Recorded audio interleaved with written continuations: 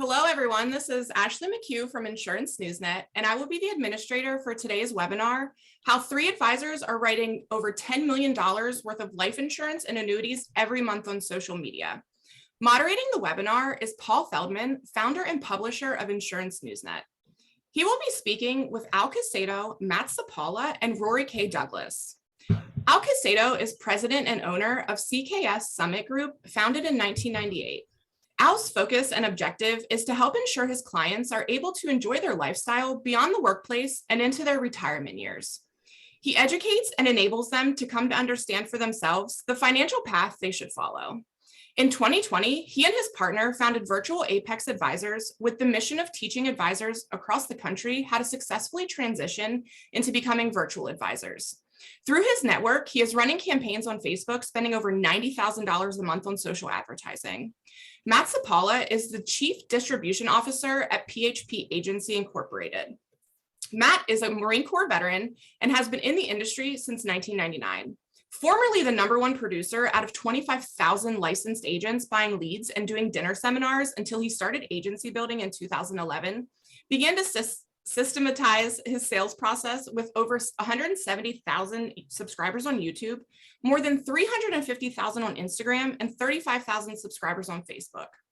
Rory K. Douglas is a financial educator, best-selling author, and high-performance life coach, a growing influencer with over 1 million followers on TikTok, over 105,000 on Instagram, and over 800,000 Facebook followers.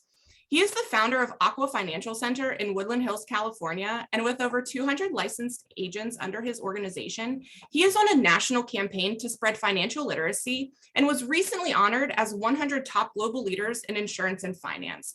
Please ask any questions you may have in the questions pane, and we will try to get to them at the end. And with that, I'll turn it over to Paul. Hello, everybody. Welcome to our awesome webinar today. I'm really excited to have our panelists here.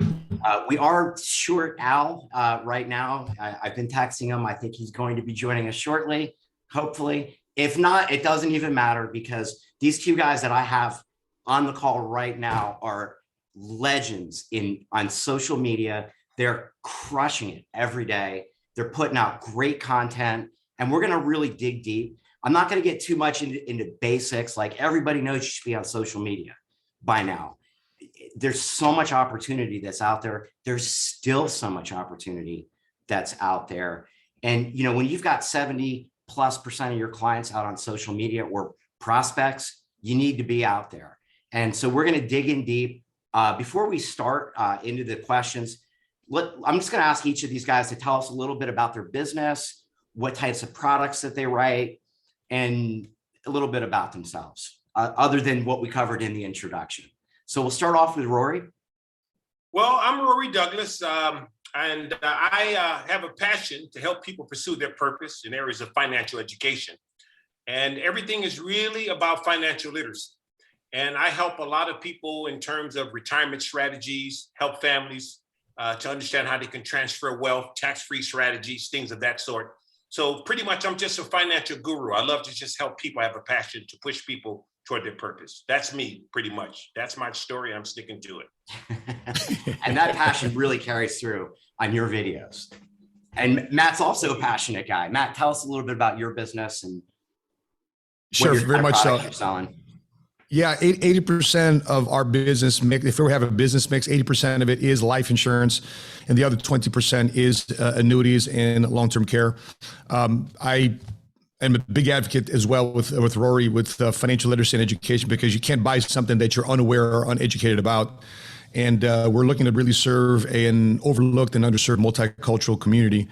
And approximately 53% of my agent base are women, 43% is Latino, 35% is African American, and the rest is me, Filipino, which is other in our category. So that's something that we've done, starting with me in Chicago, and then we've gone nationwide to systematize this over our licensed agents across the country. So Rory, how did you get started in social media? Well, I got started in social media by default. My daughter, she basically came to me one day and said, hey, Dad, why don't you get on social media? Well, I'm 57. I'm from the old school. And I told my daughter, no, I don't want to be on social media. I'm good doing what I'm doing. Well, unbeknownst to me, one day I was talking to a client and I was pretty much getting in that client's behind. And because he spent a lot of money carelessly, and my daughter was taping the conversation. And then she took part of the conversation and she put it on social media. And then she came to me and said, hey, it just blew up. And she put the camera on me. She didn't put the camera on him. And she just taped a little of it. She put it out there. And then we were having lunch. She said, Dad, you got 50,000 people commenting about your video. I said, what? I looked. When did this happen? She goes, I taped you. And then once I saw that, then I pretty much got addicted and hooked. So I said, hey, I just started doing videos and content. And then it really just started to spiral out of control. In a good way.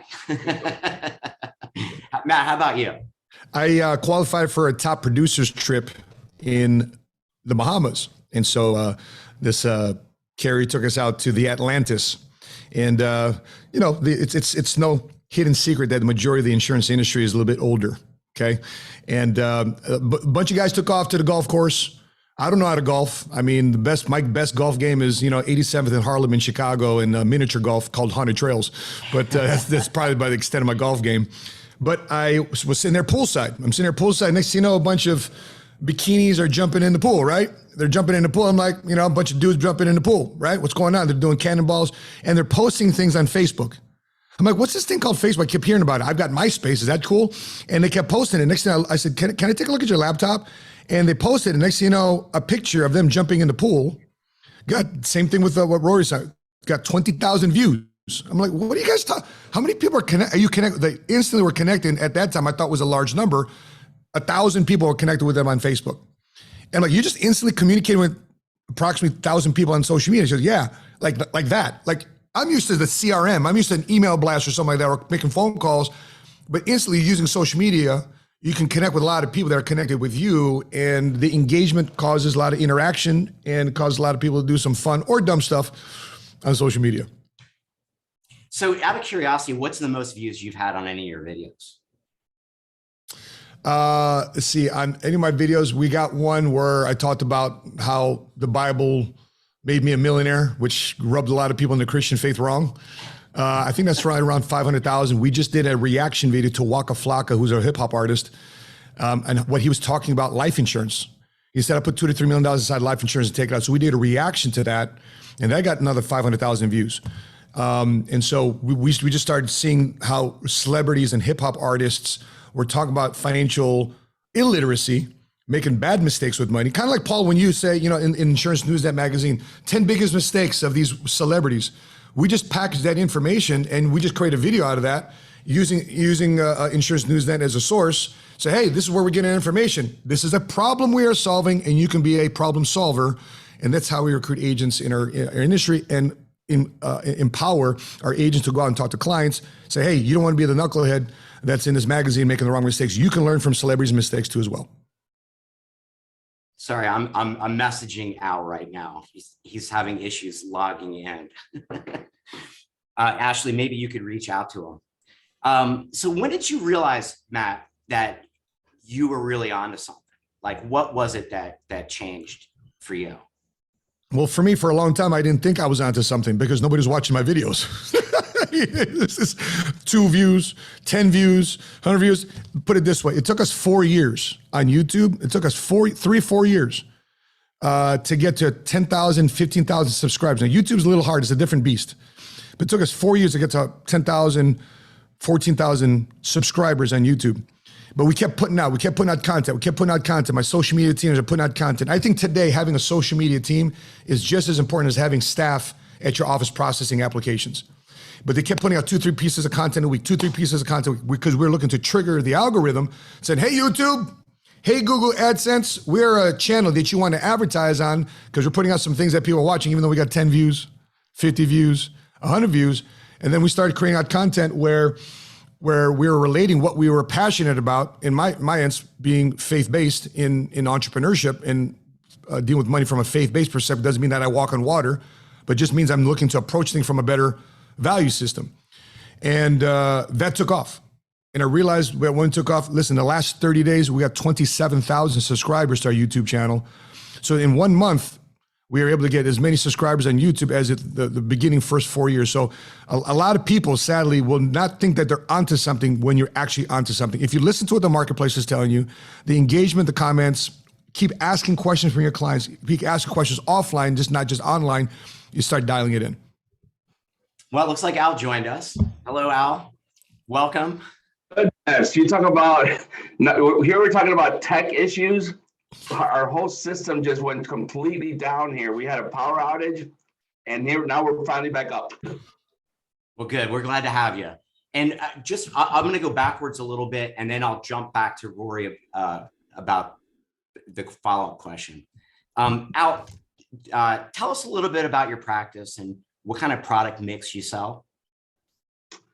Well, here as a firm here, we are both, we're both on the insured side, and then of course on the AUM side.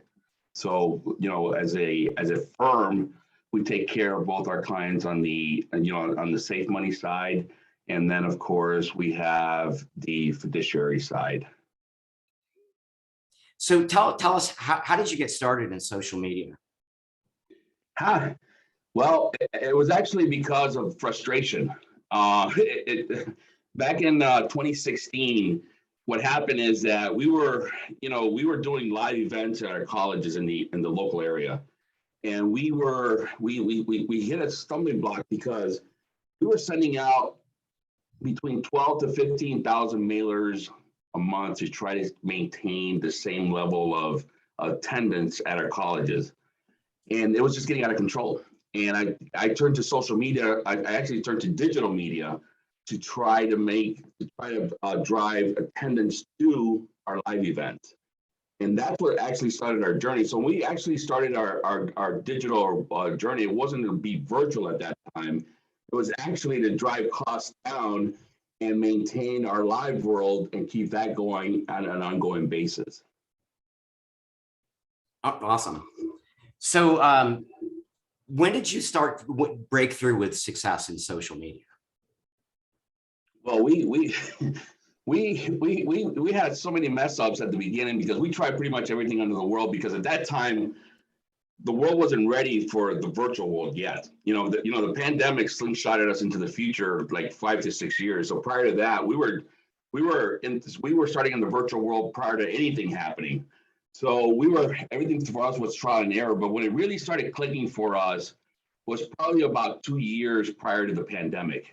And when we started seeing some success of how to actually drive people, not just to the webinar, but then to get them into the webinar, to successfully getting them into registration to the webinar, from the webinar to the first appointment, from the first appointment, the second appointment, and eventually down to the close. That's when we started saying, okay, we're on to something. And we kept refining that process so that by the time that the pandemic hit, we had already hit the ground running really, really hard. We were already fast. And all the pandemic hit, when the pandemic hit, it was kind of like nitro, just kind of put nitro on it. It was like a car and just hit the nitro and just kind of blasted us. Rory, how about you? When did you really see that breakthrough? Well, I'll tell you, in my case, I'm very, very heavy in technology, artificial intelligence. So we've been talking about this for years in terms of social media, the impact of social media on our industry. And I did a seminar. I put together something called InsurTech, where I was talking about insurance and technology together and how important it is, right? And the baby boomers are not ready to go, but the millennials are really ready to go when it comes down to technology. By being around a lot of young people, seeing the effects of social media, I've always been in that vein. But as I said earlier, how it actually exploded when my daughter actually taped something I was actually saying. But when it comes down to technology, I've always been there in that space, putting it together. So I use technology and social media together, as well as different funnels to create revenue and to create business through social media. And during the pandemic, actually, my business increased about 90%. Wow. It just spiraled.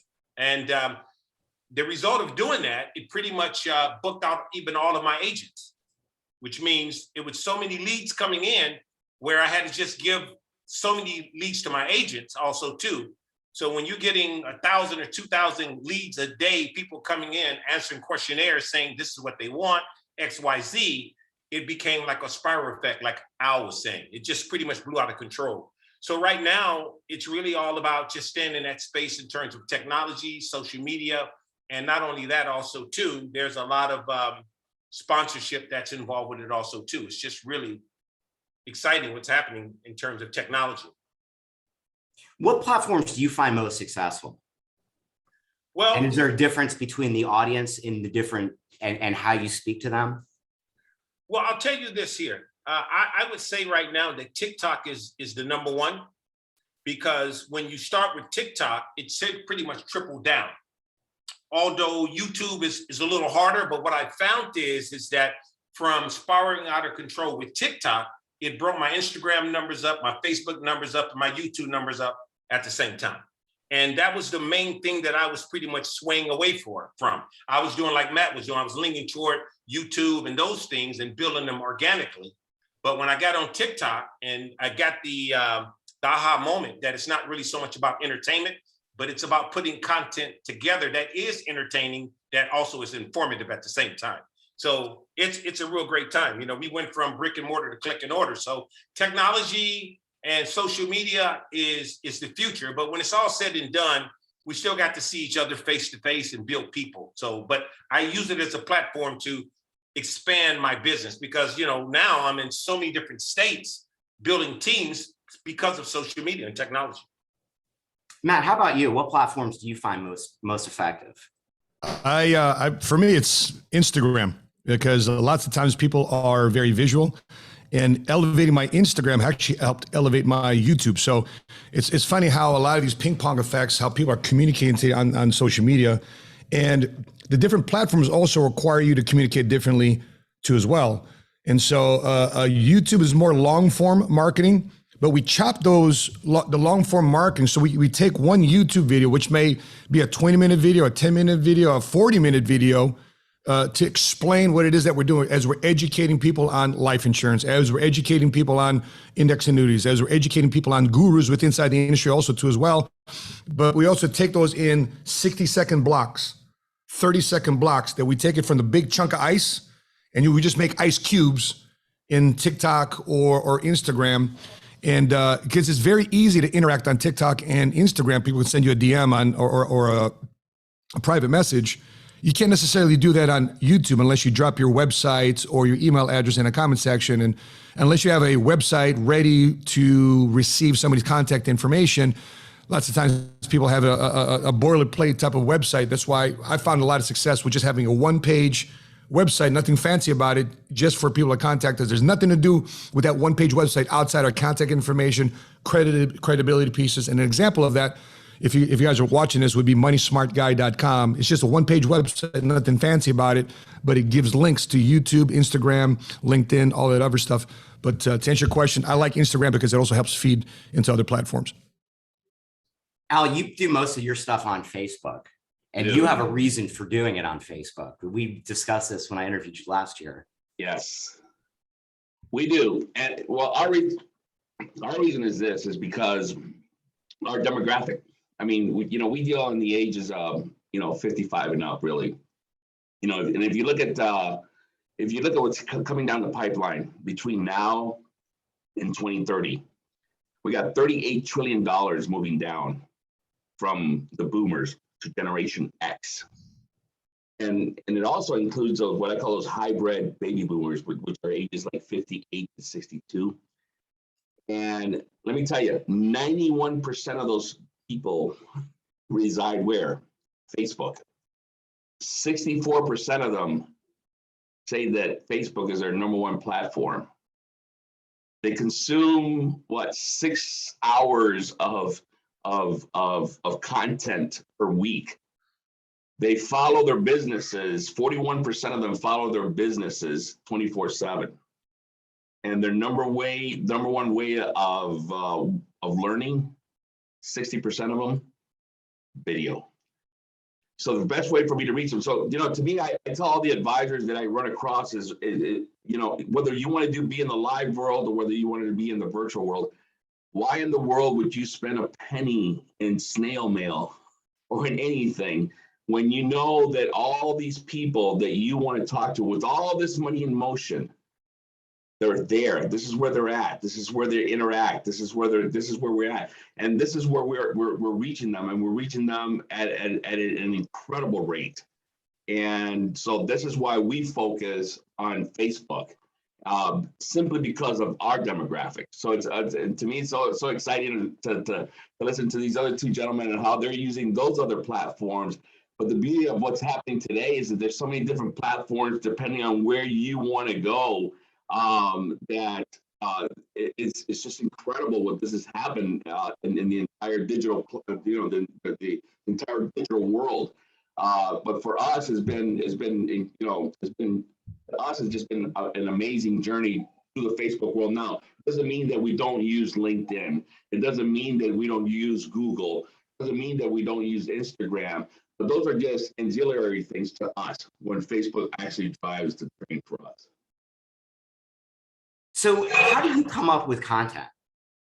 And does your content look different because it's advertising based than what the other gentlemen are doing? Well, our content, our content has to mean something to someone because, we're the way that we're actually, when we want a specific individual, we don't want that shotgun approach where we want just an ad just to go out there and hopefully the right person sees it. We want that. We are very meticulous about who we want to see. We're very big on behavioral targeting is what we want. We want to make sure that the individuals that see our ads are behaving a certain way and have exhibited certain traits. So those individuals have to see certain types of ads. So those ads have to lead so we have the right individual. Now that ad has to match what they want. So these ads, the way that they're targeted, each one of our ads, the way that we run them is, so let's say we have a series of ads. We'll have 3 or 4 ads. Those 3 or 4 ads will probably have 9 subsets behind them that are constantly being tested throughout the campaign to see which ones are working at the same time. So all of these ads are going on in the background until we get down to where we want to, because we run very, very short campaigns. Our campaigns are quick, precise, and very, very targeted.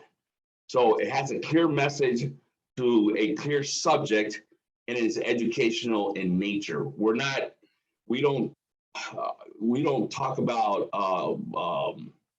we're not product-driven individuals. We're educational driven. So we want people that have been looking for information, and we're there to educate those individuals. Matt, how do you come up with content? You're prolific. You and Rory are prolific with coming up with new content all the time. How do you come up with these ideas? Yeah, that's one of my favorite things. So I work with something called the 85-15 rule.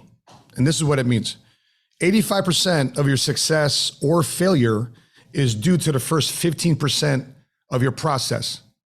So one of the biggest frustration I had were people coming in, like, what do you do? How do you help people? What are your products? What are your services? Why do I need life insurance? Why do I need annuities? Why, blah, blah, blah, blah. If I can create content that addresses the misconceptions of life insurance, the misconceptions of annuities, the misconceptions of being a life insurance agent, the misconception of entrepreneurship, right? All these different things that everybody wrestles with on a daily basis and creates, hey, here are 3 misconceptions of life insurance. Here's 3 misconceptions of business. Here's 3 reasons why you should go into business for yourself. Here's 3 reasons why inflation increasing will force you to review your finances today. So these are things that I'm looking to trigger and create a headline. And I'm thinking myself at the grocery line, Paul, I'm at the grocery line. I'm looking at magazines. If I'm not doing, I'm studying magazines. I still read these things called newspapers. I'm looking at things that catch my attention. I'm reading Insurance Newsnet magazine, and you guys got some sick headlines. Insurance Newsnet got some sick headlines, and those are some of the headlines that we even use in some of our content because it hooks people's attention. And I'm thinking like a journalist to an extent, without any formal training or anything like that. But I'm thinking what captures somebody's attention to say, let me give you 5 seconds of my time. Let me give you, if I can get 5 seconds, then I hook them, they might give me 10 seconds. If I hook them some more, they might give me 30 seconds. Now, if I got 30 seconds, then now I probably have an opportunity to get them for a minute, 2 minutes, and separate myself from the noise out there. If it's something that really affects a lot of people, and it's the 600-pound gorilla that nobody's talking about, and you're addressing it. That's how I come up with content. How about you, Rory? But it's really funny. I was listening to both of the gentlemen's talk, and when it comes down to what Al said, it's funny. Even though I lead with TikTok, I get the vast majority of my business from Facebook. It's funny. Okay, now I don't do any ads or anything like that because I realize today that people, and I think the gentleman would agree, people today, they don't buy books, they don't buy music, they buy you. So you got to be you.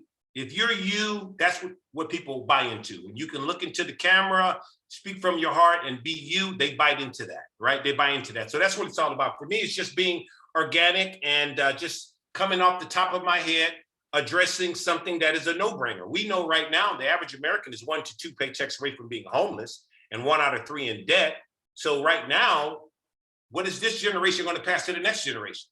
So we know insurance is something it's a requirement. So I'm speaking with authority now how important insurance is. It used to be when you talk about insurance, people pretty much backed up a little. Now people are actually diving in. They want to know about insurance.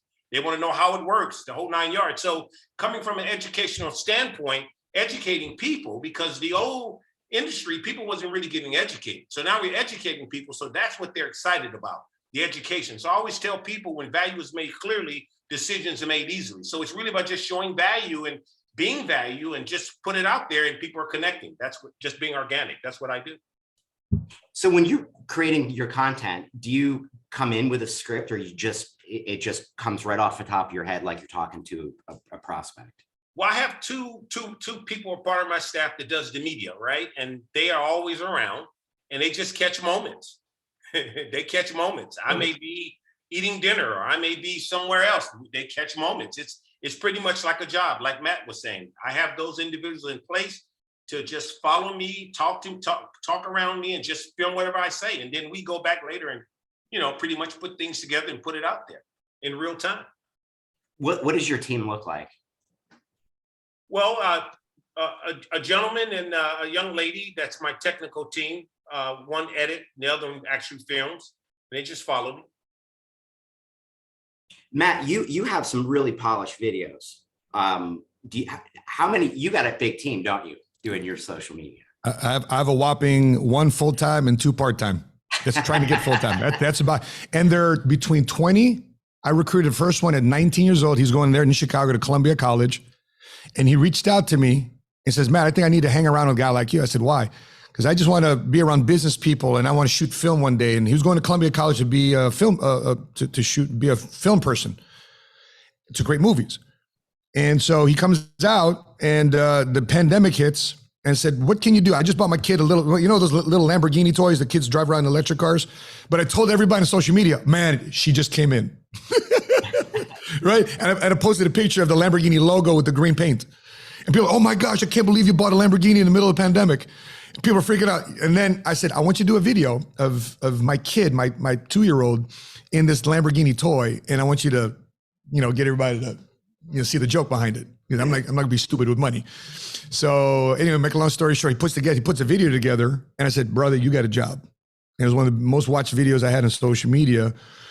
And so my way of hiring, Paul, is I like hiring in twos. So I'll pay you a salary and I'll actually give you access to my YouTube analytics and show you how much money we're making on YouTube. And if we make over, for example, if we make over $5,000, if you make $5,000 in revenue, I'll give you 10% bonus. So you get another $500 bonus. If we make over $10,000 in revenue, I'll give you a 20% bonus. So they're incentivized to create killer content that people want to watch. And it's amazing how these 20-year-olds, 21, 22-year-olds today, they've been doing it since they were in 8th grade, junior high. They got 10 years of social media under the belt without even having to monetize or create a job. So my team, I could literally be their dad. and they're my team. I take care of these guys. We fly all over the country, and the access, like what Rory's talking about, and I'm sure Al sees this too as well, is that the access that these young guys get when they're around people like me, to be around a Kobe Bryant, to be around a President George W. Bush, to be around Shaq here in August, to be around a Layla Ali, to be around a Tim Tebow.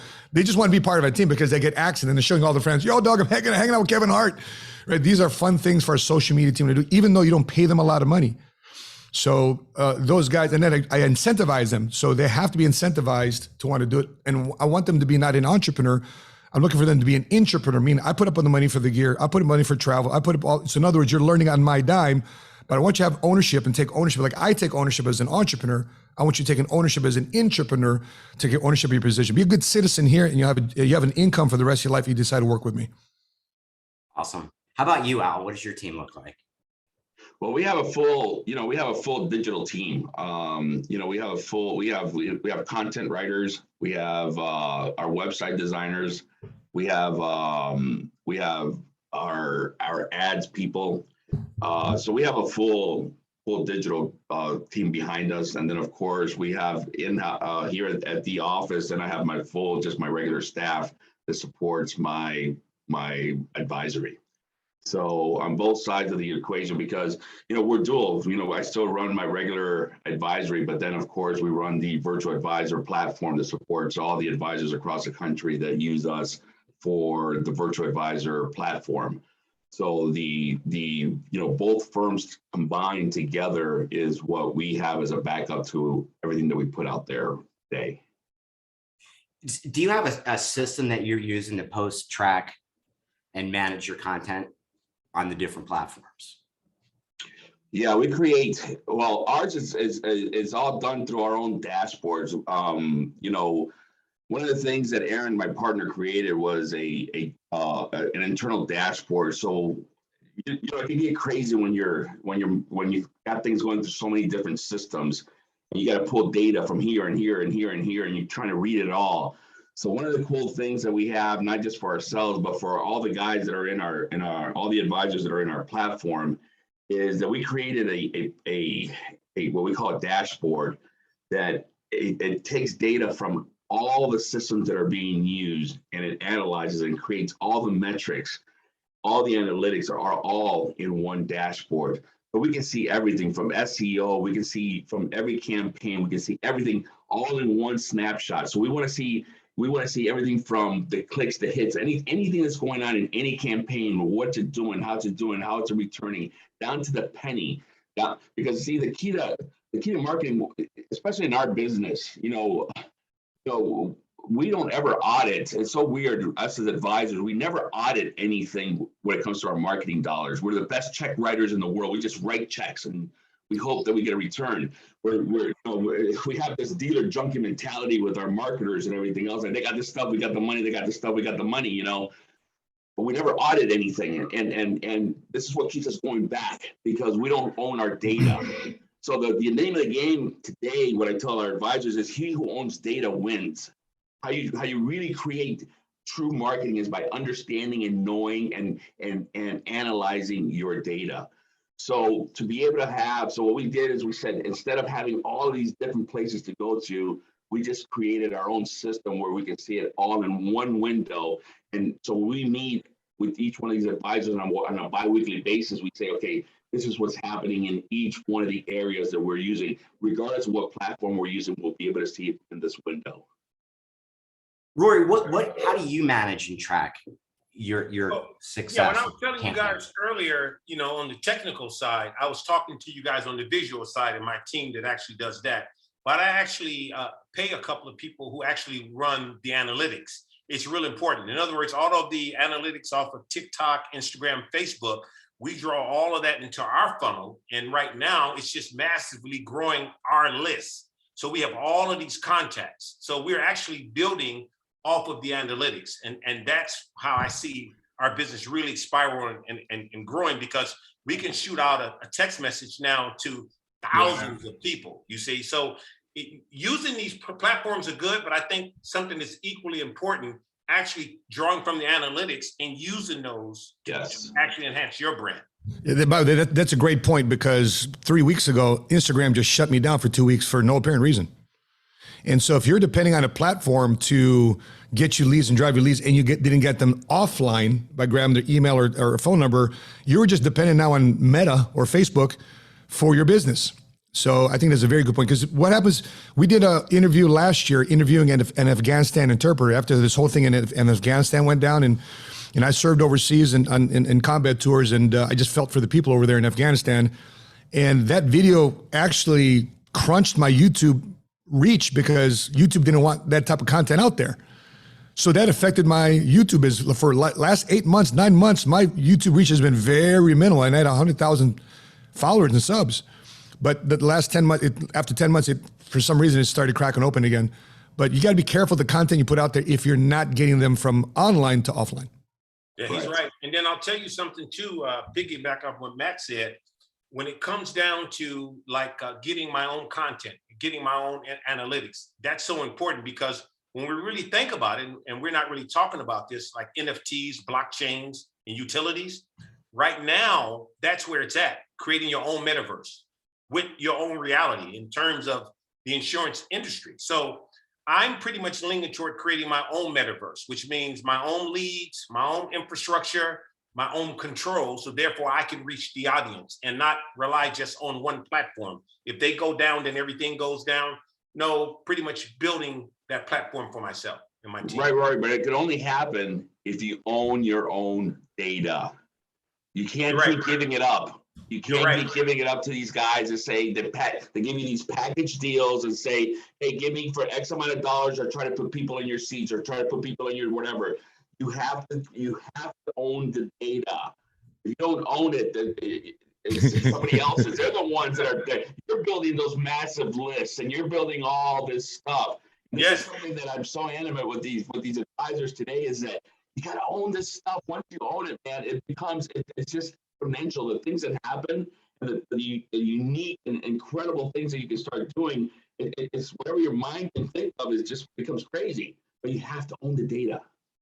Yeah, and it's funny because putting together campaigns, Paul, we've been putting campaigns together, pitching to major corporations, right? So it resulted to a few major sponsors. Like right now, I'm doing something with T-Mobile, and it has something to do with financial literacy and T-Mobile. And it came from those analytics, those data. I gave it to them and say, this is who we reach, bam. What are you using to track that? Do you have a software or some sort of a off-the-shelf package or something?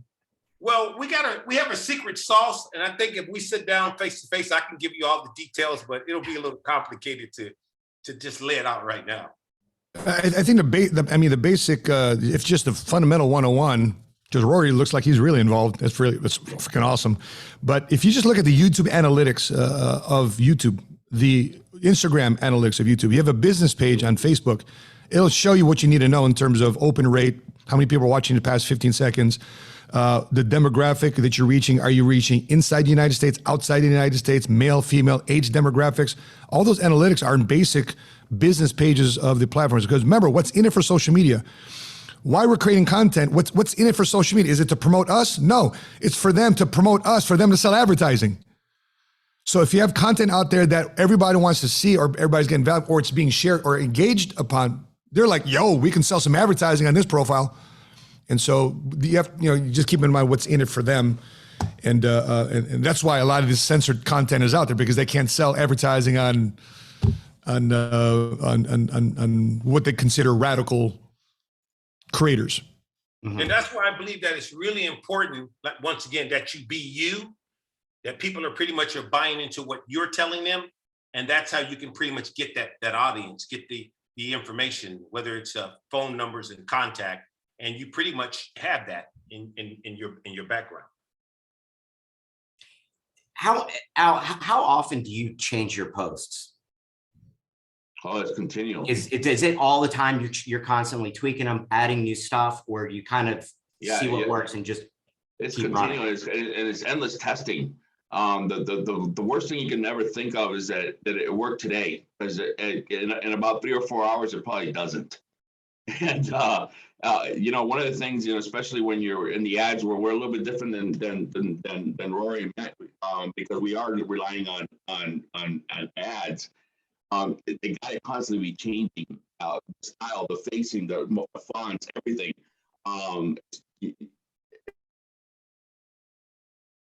Is what we're looking at, and constant testing. So we're constantly running that, and we're seeing the metrics and the analytics on it on a continually 24/7 basis. We're constantly getting numbers on that. You cannot run stale on that. And that's what we see a lot with when you see people say, well, it doesn't work. It doesn't work. Well, it doesn't work because you're running the same ad that I just saw 10 weeks ago, 2 years ago, 3 years. Let me tell you, the slightest changes, it all matters. It all matters. Everything about content matters. The changes matters, but they must be tested. You must have something you're testing it against. And that's where a lot of people fail, because they don't understand. So we got a great question from one of our attendees. If you started out today without any infrastructure in place, like what would your first action be? What would be your first step?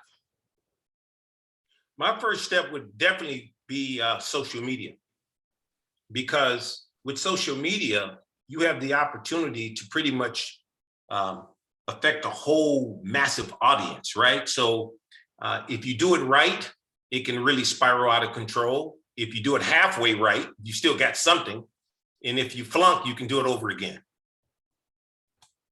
I like that. I can piggyback on that as well. I think that if you're starting from scratch, something along what Rory said, I think that if you blog correctly and you become a very good promoter of your blogs, I think that is a very good first elementary step into getting yourself into and learning to blog correctly means learning to put it in how to incorporate it and put it into all the channels, not just into one, not into your website, but having it speak to all of your channels, your LinkedIn, to your website, to your Twitter, to your Instagram, to all that. Learning how all of that web comes together, because that gives you the first step, that first flavor of, oh, this is how it works.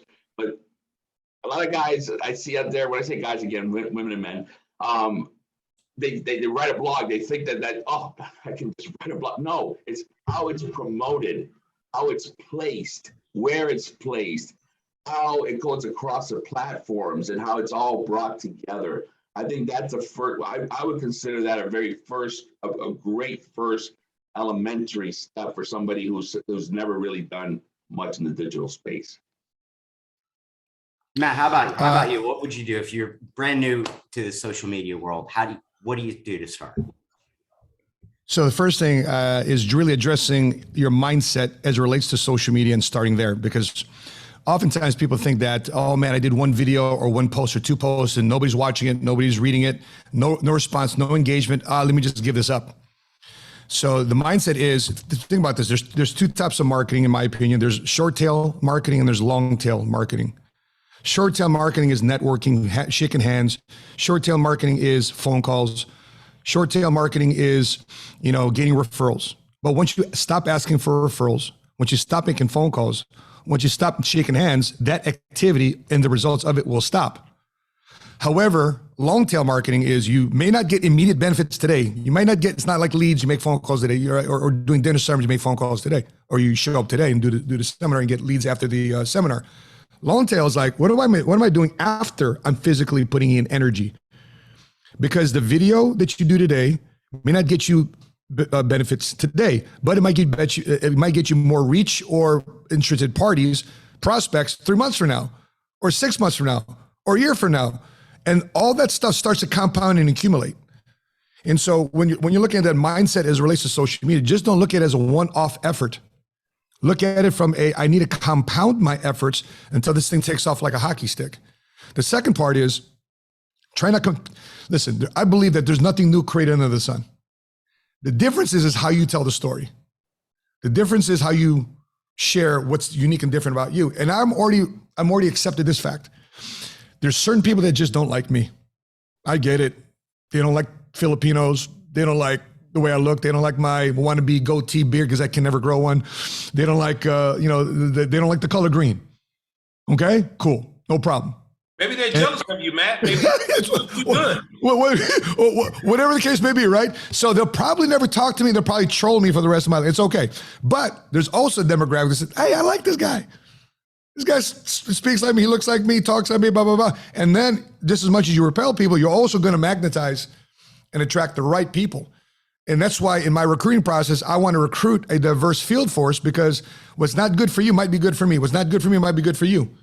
And so that's my mindset as it relates to marketing and branding, and having my guys also have the latitude and the capacity to express themselves too as well. So, and don't give up, and have a daily schedule. My routine is this. I rotate it. I want to talk about something as it relates to faith, my family, my finances, fun, fitness. Those are my five posts, my value system that I rotate on a daily basis. Stories. That's another thing. That's free. What do you do? Listen, there's a lot of people there that just want to watch you. The crazy part, I've been watching you for 6 months. I've been watching you for a year, and I finally decided to follow because you're consistent. I think I can trust you. Why? Because I started to like you. And so that'd be my mindset and activity as it relates to social media. Yeah, Matt said something important. What I've learned is you can create your own algorithm. You got to be consistent, because what you're doing today is setting you up for tomorrow. And most people make mistakes because they start that start and stop mentality. They do something, they don't get any results, they stop. All you got to do is just stay consistent. That's what I do with my content. Every day, 4 videos are going out regardless. Beast. They're going out regardless. And I save time by shooting my videos twice a week. Smart. And just stay consistent. Love that. Love Because it. you can set all these things up. You can set it up and they can just come out as they go out, and you create your own algorithm. I know exactly what people like, what they like about me. I know what they don't like, and I do more of what they like. And that's what it's all about. Just being yourself, not trying to be all over the place. That's the bottom line. People buy you, they don't really buy all these gimmicks. So it's you speaking from your heart. And I follow the same thing, Matt. It's all about faith first, family, finance, I call it financial fitness, just talking about finance and family and faith, and everything just pretty much fall in place. Just have a lot of fun. I would tell people, have a lot of fun. That's what it's all about. Yeah.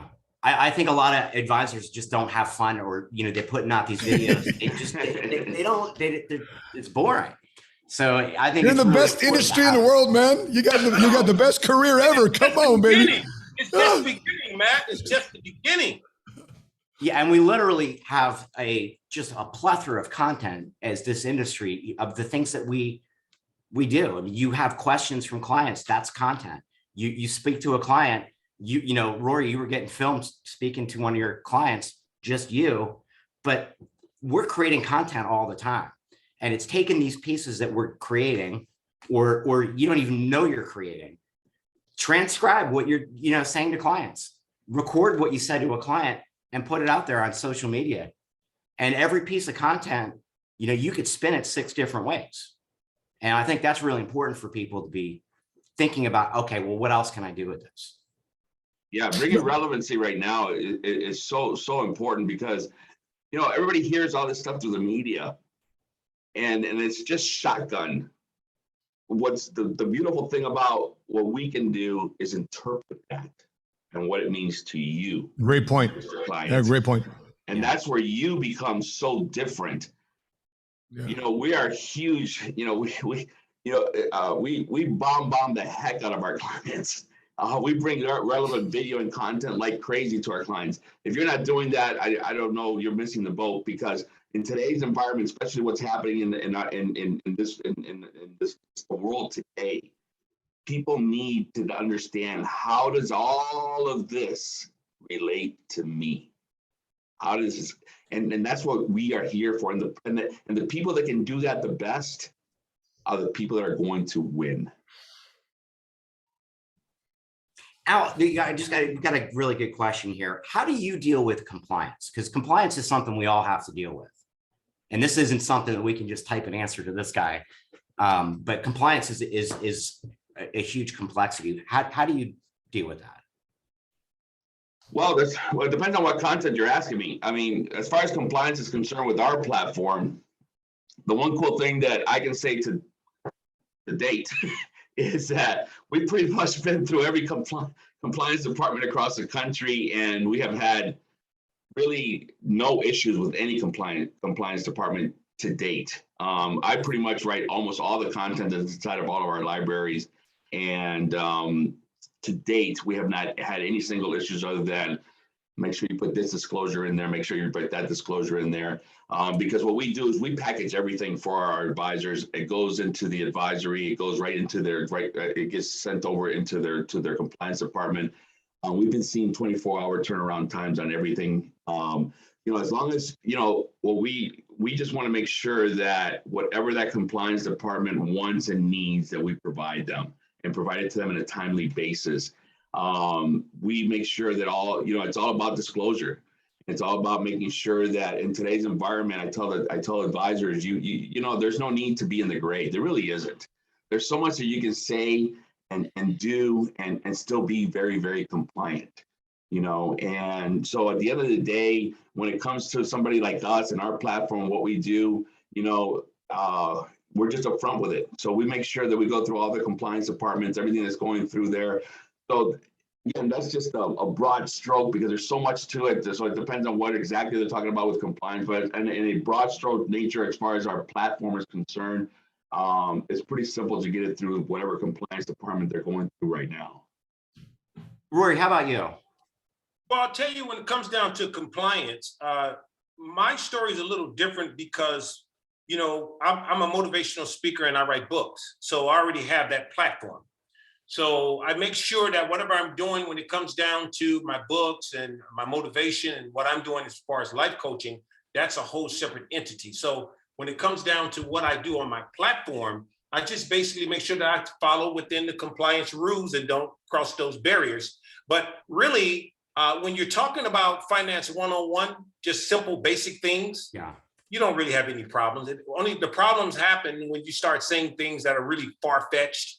And, I don't see on social media, why should you be saying far-fetched things when it's really all about connecting with people and having a one-on-one conversation with them. So I try to, like I said, I don't give babies meat, I give them milk. So I give a little milk out there. And then when I talk to the client, then I can open up and go into a lot of different things. So everything is just finance 101. I think Matt and Al would agree. Right now, the average American, has virtually no financial education. So they're really attracted to that financial education.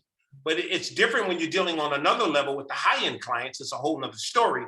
But the bottom line, I just use the social media as teasers and to bring people face-to-face, and so we can talk, whether it's via Zoom or face-to-face, about financial strategy. I guess it's really just not getting too specific. Like you don't need to talk about the index and how an index works with it, an annuity, when you can just overall talk about the concept. Yeah. For example, I can tell people the difference between unsecured accounts and a secured account, right? We already know that a 401k is an unsecured account. You make money, the market goes up, you make money, the market goes down, you lose money. Well, there are secured accounts like index annuities where you can't lose anything at all. So just giving people basic information, you'd be surprised how they connect with it. Perfect.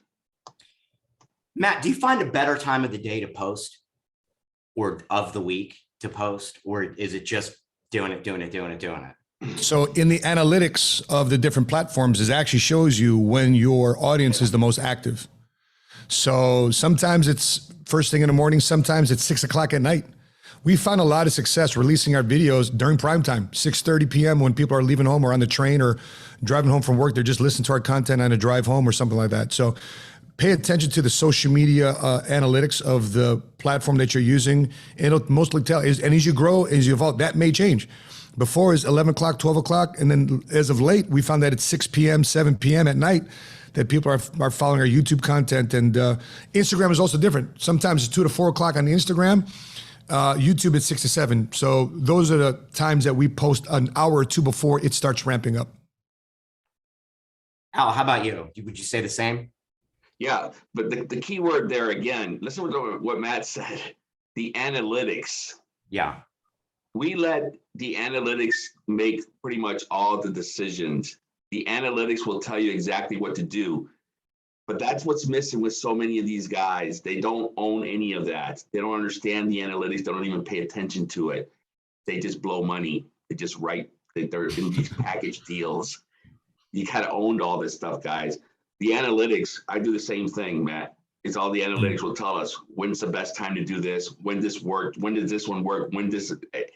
If you care about the money you spend and you want to maximize every penny, you follow your metrics and your analytics. It's pretty simple. How about you, Rory? Well, I pretty much have a system that I follow. I follow 4 a.m. in the morning, 11 a.m., 4 p.m., and 6 p.m. Every day? Every day. Okay. Except Sundays. Nice. We're getting pretty close to the end of this, and always obviously want to be respectful of everyone's time here. I'm looking at some of the feedback that we've gotten, some comments. Matt, you've been answering so many of these things faster than we could even keep up with them. Trying to do my part in helping our industry. That's all. Yeah, you guys have been fantastic on this webinar. I certainly appreciate everybody. Paul, can I share a couple of thoughts? Sure. Yeah. So there's times where we're so much in the grind of the next business, the next thing, right? It's called working in the business. Social media is going to force you to work on the business. You can't see the picture when you're inside the frame. Les Brown quote. And so when my best times to create ideas, it's either 11 or 1 o'clock during lunchtime. I take my social media team out for lunch, or 11 o'clock p.m. to 1 a.m. I'm smoking a cigar on my patio. That's when these ideas start creating, because during the day, it's grind mode, it's follow-up mode, it's in appointment mode, building my business mode. And I realized I had to graduate through 4 phases of my career. I had to graduate from just being an agent, being a performer, being a producer. Then I had to coach and teach agents, being a great manager, being a great leader in the office. Then I graduated being a business owner. And I think a lot of agents are stuck between being an agent and elevating to the next business. And then number 4 is CEO. And what are CEOs good at doing? Driving data. What CEOs are good at? Driving initiatives. What are CEOs good at? Creating the next innovative campaign. What are CEOs good at? Leadership development. And so when you're looking at the phases of evolution within our industry, a lot of the training that hasn't happened in our industry has been developing guys to sit down, take a step back. What would you want your clients to know? There's times that I call this pre-production. So before we even hit the record, I got some thoughts and ideas. I have 10 ideas. And then I asked my social media team, is there anything being released? Does Kendrick Lamar have a new rap video coming out? Is there an Eagles tour going on in Dallas? Is AC/DC coming, right? All these different, so whatever my demographic I'm looking to target, whatever age group, we're taking time out to plan our content. So therefore we're not frustrated by the time we hit the record button. Oh, it doesn't work, because people are trying to wing this. And so what is trending? What's out there? What's catching people's attention? Because sometimes when you use a celebrity's name, right? When you're losing a celebrity's name. So for example, what's going to happen with Will Smith and Jada Smith when they divorce? It's going to be another big divorce, a settlement. Here's what happens to clients' assets when they get divorced. 5 things that happen. Number 1, blah, blah, blah, quadro this. And the mess that you can help, the problems you can help solve, and then you provide value, but being thoughtful and being pre-production is going to help you create content for the long term. And having a younger team, it just can't be you. Well, at least for me, right? It's got to be outside of you to be able to create and deliver that value. Yeah, that's great what Matt just said. And I would tell you also too that what I've noticed during this transition with social media, you can really, really build those CEOs. You can build those individuals, because right now they have access to a lot of people. So I'm training my team how to be franchise owners, not just to be just one-on-one, how to build a franchise, right? Let's just say if you're a dentist and you got one office, you got to work in that office. If you don't have any butts in the seats, you're not making anything. But if you have several offices, that's how you run your business. So I think with social media, we have an opportunity to do that, to really build big. So I'm excited. And then also too, I would say this too, I urge people to get involved with NFTs also too, because what we're talking about right now, this is our utility. The same thing Al is talking about, Matt is talking about. It's a utility. It's what they do. It's what we do. And the way things are going now, you can pretty much brand yourself, have your own utility in your own metaverse, and you can pretty much run your own show to help people and do what you really want to do, because that's what it all comes down to. Mm-hmm. Al, your thoughts? Hey, the digital era is here. You know, one of the things that especially I think in the independent world, we're pretty archaic. We're slow to market. We hold on to old ways, and whether we want to or not, it is here. And the big boxes and everything else are way ahead of us. And the thing is that for those of you that really want to be in this game for the next 5, 10, 15, 20 and beyond, you got to start getting good at this. You got to start understanding. You got to start spending some time in this. You got to really start embracing this, because this is what's going to take this to the next world. Because what I tell everyone now is that it is no longer who is closest to you. It is who is best suited for you. Space and distance is no longer an issue. Ladies and gentlemen, there is a doctor in Boston today doing surgery, intricate surgery on somebody's heart that's laying in California. Think about that. Yeah. Think about that. It's no longer about who's the closest person to you. It's about who is best suited for you. The time for you to embrace the digital era, the digital time is now. The time to get involved is now. The time to learn is now. The resources are there. Remember, it's all about first to market.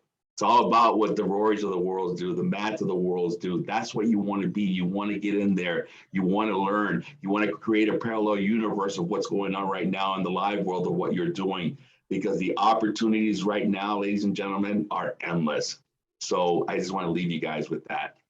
He's absolutely right. He's absolutely right. Because I'll tell you, Paul, I wouldn't lie. I'll tell you, I get about, I would say, Matt, 2,000 inbox emails a day that people need help. Yeah, and it's not too late to start into the social media. I mean, the best time to start is now, is to start doing something. Rory, you grew your TikTok in how many months? From 0 to? A little, about coming up on 7 months to almost 1.5 million so far coming up on. I mean, that's amazing. And that's how fast, this is how powerful social media is. And I really hope that everybody here, I thank you for attending and all your feedback and comments. And now is your time.